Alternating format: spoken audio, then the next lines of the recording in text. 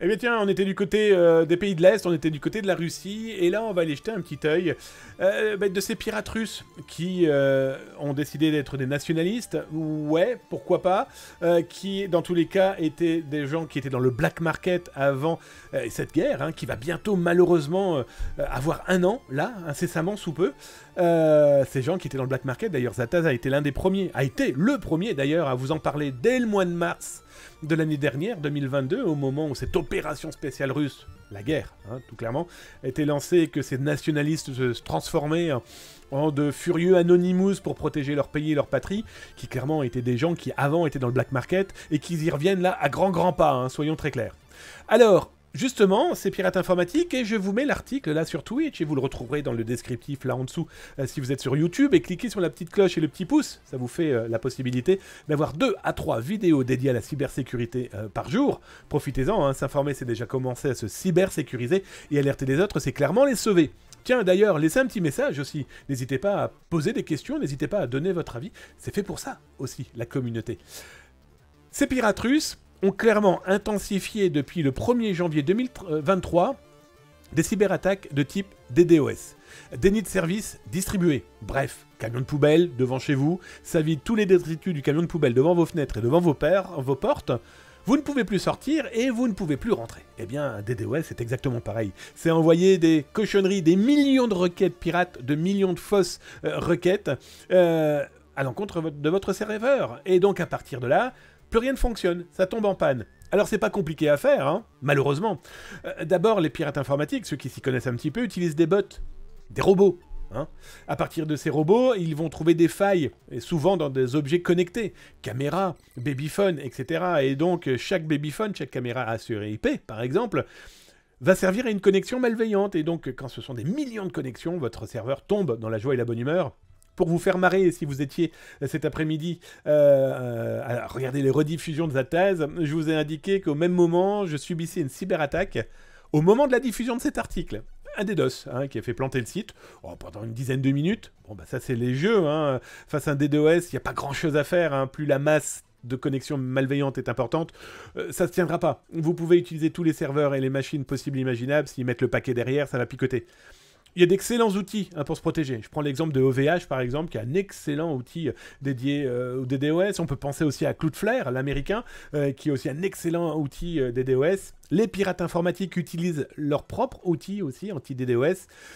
Un exemple très concret, souvenez-vous, je vous ai parlé de ces pirates russes donc au mois de mars, mais je vous en ai reparlé ensuite, qui étaient eux-mêmes fournisseurs de DDoS et d'outils qui permettent de réduire un impact en cas d'attaque. Toujours est-il que ces pirates russes, donc je vous le dis, depuis le 1er janvier 2023, ont accentué les cyberattaques. Je cite plusieurs groupes hein, dans l'article. Ils ont attaqué, entre autres, alors c'est simple, hein, l'Estonie, la Lituanie, ils ont attaqué l'Italie, l'Allemagne, l'Ukraine, la Tchécoslovaquie. Bref, ils attaquent, ils lancent des cyberattaques qui durent quelques minutes, quelques dizaines de minutes, rarement beaucoup plus longtemps. Ça dépend. Parce que par exemple, le CFCS, c'est, on va dire, l'entité cybersécurité... Ouais, danois, voilà, c'est une espèce d'ANSSI, l'Agence nationale de sécurité des systèmes d'information danoise.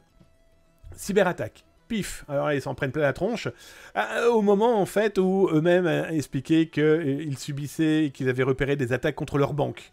Bon bah quelques minutes plus tard, ils se sont repris une nouvelle vague, le site fonctionne qu'à un cas, je vous le cache pas. Les Américains ont alerté aussi qu'il y avait de plus en plus d'attaques DDoS dédiées et visant surtout les hôpitaux. Voilà, ça attaque les hôpitaux, les bloqués. Alors ce qui est intéressant, c'est que souvent ces attaques font suite à une communication dans la presse, à une communication un petit peu plus médiatique et politique.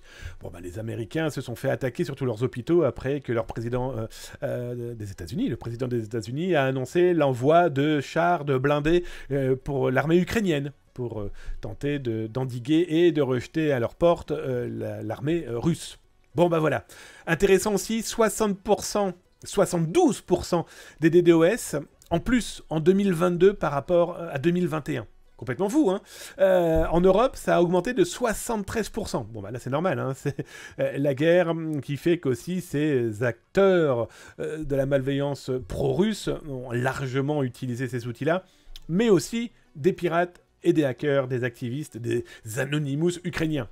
Soyons très clairs, tout ce petit monde-là qui était ami il y a encore quelques mois se tape aussi dessus, soit pour des questions politiques, clairement, mais aussi et surtout pour des questions de business, parce qu'on a aussi beaucoup de pirates, et de pirates hein, dans le black market, et des pirates ukrainiens, qui perdent beaucoup et qui ont perdu beaucoup d'argent avec cette guerre. Et donc du coup, taper à coups de DDoS sur des camarades ou anciens camarades fait partie aussi de leur jeu. Petit détail, les autorités continuent à travailler sur le sujet, hein, ça on le sait très bien.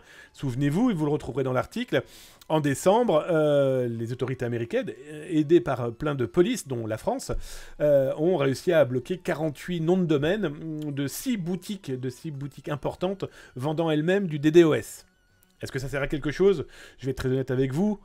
Ils ont bloqué les URL. Ils n'ont pas bloqué ni les fabricants de ce genre de choses, ni les outils qu'il y a derrière. Mais c'est déjà au moins une avancée loin d'être négligeable. Là, je vous montre par exemple un groupe très présent. Hein, depuis le 1er janvier 2023, c'est quasiment 2 à...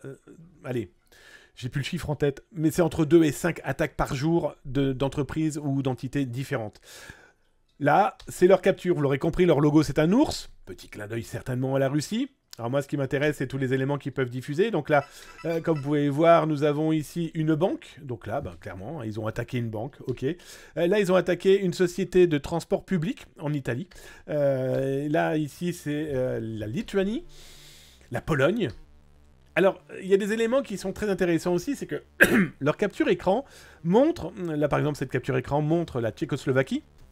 Premier élément, ils ont l'utilisation de IA qui permettent de créer des logos et des images. Ici, on l'a retrouvé, par exemple, sur Telegram, dans cette IA qui vous permet de créer des images. On a retrouvé le beer de ces pirates. Donc, si c'est logué, bah, tant mieux, il y a peut-être les IP. J'y crois pas trop. Mais ça peut déjà des éléments dans l'OSINT, hein, dans la recherche d'informations. Autre élément aussi très intéressant, c'est que comme vous pouvez le voir, ils montrent leur navigateur qui est marqué en russe avec des erreurs. Et il y a des petits éléments qui nous font tiquer. Certains sont en anglais, d'accord? Donc si leur navigateur décide de quelle ou quelle langue, c'est quand même très bizarre. Il y a aussi un élément qui était très intéressant, c'est qu'on a vu que certaines attaques étaient sur un navigateur et aussi un site internet qui pourtant était marqué EN, donc anglais. Donc ça veut dire que leur IP leur permettait d'accéder à ce site anglais. Très étonnant. Alors, est-ce qu'ils sont plusieurs? Ça y a de fortes chances. Est-ce qu'ils sont répartis dans différents pays? Pourquoi pas? En tout cas, le fond est que, surtout, ils font pas mal de gros dégâts et qu'ils tapent dans tout ce qui bosse.